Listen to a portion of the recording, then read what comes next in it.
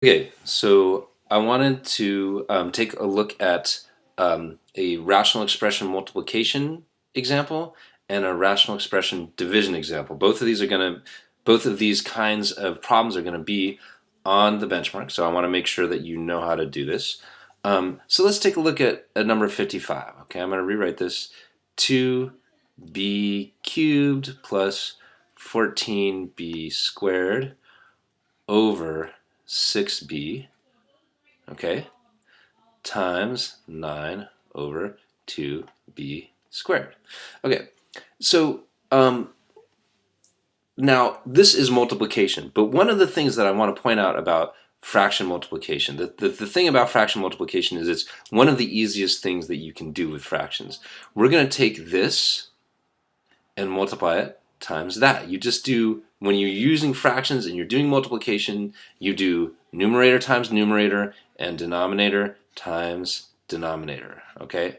So what you end up doing is you can take everything over here, okay, and you can just say that this is equal to 2b cubed plus 14b squared in parentheses times 9 over 6b times 2b squared.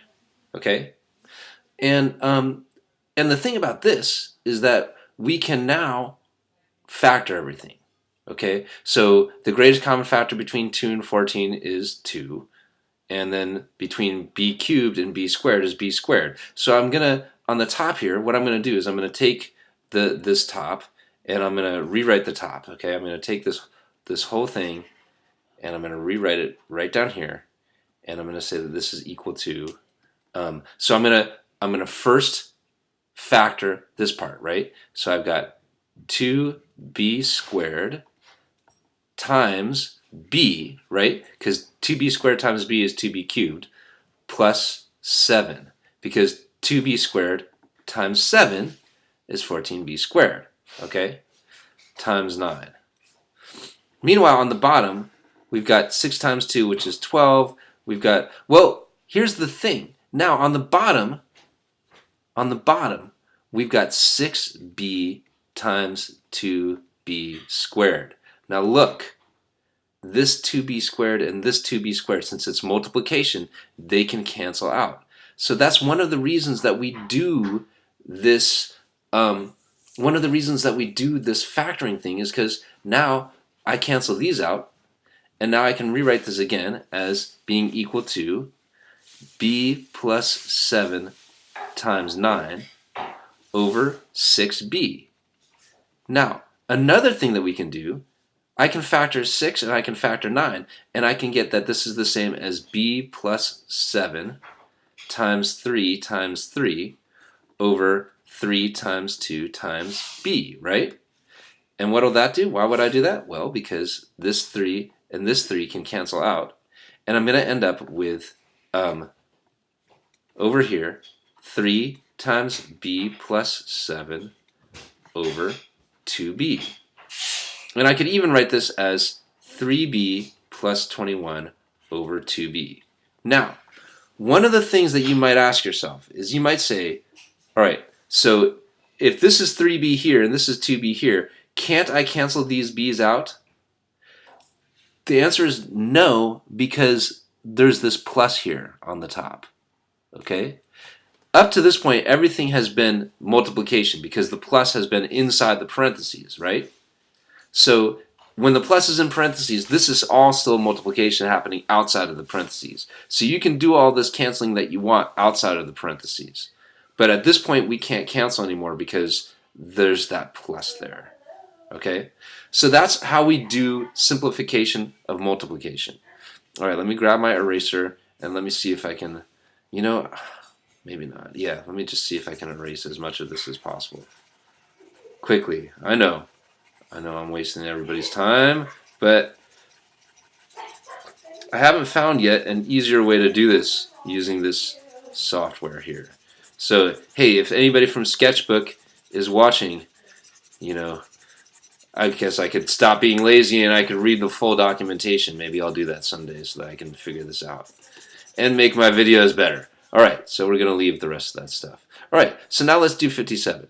Okay, this is 7x over 8x squared divided by x minus 9 over 8x cubed minus 72x squared.